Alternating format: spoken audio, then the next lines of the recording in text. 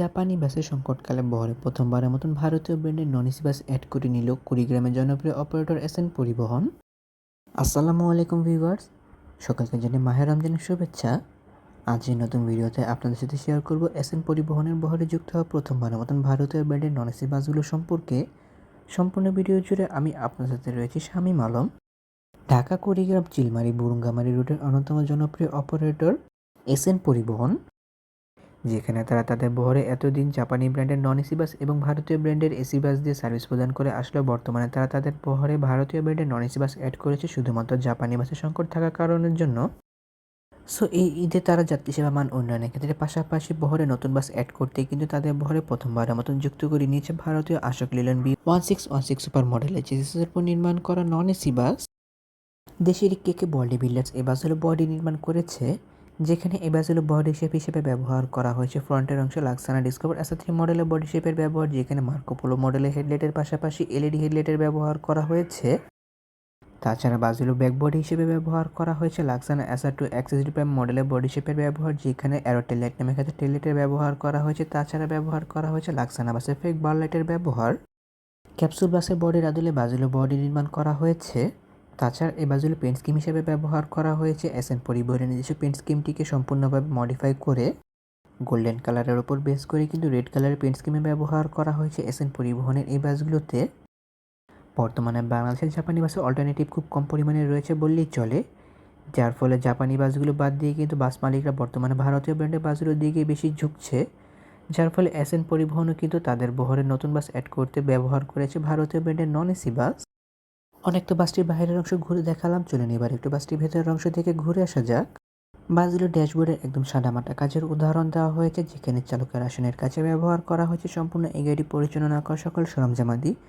গাড়ির ভেতরে highlighting control আদি সম্পূর্ণ চালকের আওতাধীন এবং রিয়ার ভিউ ক্যামেরা টিভিসিটি ড্যাশবোর্ডে ব্যবহার করা হয়েছে। বাসটির ভেতরে ব্যবহার করা হয়েছে 2x2 ফরমেশন মানে ইকোনমিক ক্লাস ফরমেশন এবং সর্বশেষ রোতে 5টি সিট দিয়ে সর্বমোট 41টি সিটের ব্যবহার, যেখানে কোনো সিটের সাথে লেগ রেস্টের ব্যবহার করা হয়নি কিন্তু হিউজ পরিমাণ লেগ স্পেসের ব্যবহার করা হয়েছে। তাছাড়া বাসটির ভেতরের সৌন্দর্যতা বর্ধনের ক্ষেত্রে অ্যাপ্লাই করা হয়েছে চেন লাইটিং ডেকোরেশনের পাশাপাশি রুম লাইটিং ডেকোরেশনের ব্যবহার এবং সিলিংয়ে কিন্তু ব্যবহার করা হয়েছে অ্যালুমিনিয়াম বডি ডেকোরেশনের ব্যবহার, যার জন্য এই বাসগুলোর ভেতরের সৌন্দর্যতা আরও অনেকটা সুন্দর করে ফুটে উঠেছে। সিটগুলোর প্রসঙ্গে বলতে গেলে প্রতিটি সিট বেশ বড় এবং আরামদায়ক, যাত্রীদের কমফোর্টেবল এনশিওর করার জন্য প্রতিটি সিটে বেশ ভালো পরিমাণে স্পেস দেওয়া হয়েছে। প্রতিটি সিটের সাথে ব্যবহার করা হয়েছে লেদারের ব্যবহার, যা লং টাইম ইউজ করার ক্ষেত্রে যাত্রীদেরকে কোনো প্রকার প্যারা দিবে না এবং লং টাইম জার্নি করার ক্ষেত্রে বেশ আরামদায়ক মানে হতে পারে যাত্রীদের জন্য।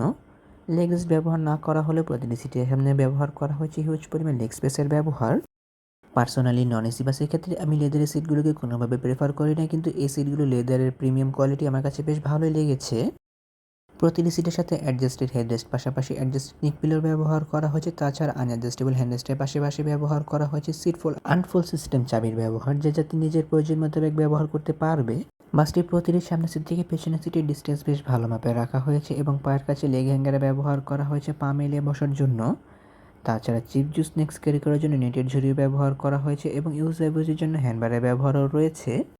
প্রতিটি সিটের মাথার উপর রিডিং লাইটস এবং এসি কন্ট্রোলারের ব্যবহার করা হয়েছে। নন এসি বাসগুলোতে এসি কন্ট্রোলারের ব্যবহার করা হয় সৌন্দর্যতা বর্ধনের জন্য। এসএন পরিবহনের বহরে যুক্ত হয় এই বাসগুলো বর্তমানে ঢাকা থেকে কুড়িগ্রাম রুটে নিয়মিত সার্ভিস প্রদান করে চলেছে, যেখানে এই বাসগুলোতে জার্নি করার জন্য প্রতি যাত্রীকে প্রতি সিটের জন্য ব্যয় করতে হবে ঢাকা থেকে কুড়িগ্রাম রুটের জন্য 800 টাকা। বাসগুলোর অসাধারণ কাজের জন্য অবশ্যই প্রশংসার দাবিদার রাখে কে বডি বিল্ডার্স। তাছাড়া বাসগুলো ব্যাক বডিগুলোতে কিন্তু আরও অনেক সুন্দর বডি শেপ দেওয়া যেতে বলে আমি মনে করি। তাহলে ভিউয়ার্স, ভিডিওটি কেমন লাগলো তো কমেন্ট করে কিন্তু অবশ্যই জানাবেন। যদি ভিডিওটি ভালো লেগে থাকে তবে অবশ্যই লাইক ও কমেন্ট করবেন এবং ভিডিও লিঙ্কটি আপনার বন্ধুদের সাথে শেয়ার করতে পারেন। অসংখ্য ধন্যবাদ জানি এসএন পরিবহন কর্তৃপক্ষকে তাদের এত সুন্দর ভিডিও কভারেজে আমাকে ইনভাইট করে ভিডিও করতে দেওয়ার সুযোগ করে দেওয়ার জন্য। এমনই কিছু ভিডিও পেতে কিংবা দেশের পরিবহন জগতের সকল তথ্য বিস্তারিত জানতে কিংবা নতুন বাসগুলো আপডেট সবার আগে পেতে অথবা ভ্রমণ সংক্রান্ত কোনো তথ্য জানতে আমার এই চ্যানেলটিকে সাবস্ক্রাইব করে পাশে থাকার অনুরোধ রইল। খুব শীঘ্রই ফিরছি নতুন কোনো ভিডিও নিয়ে, সেই প্রত্যাশা আজকের ভিডিও এখানে শেষ করছি। আল্লাহ হাফেজ।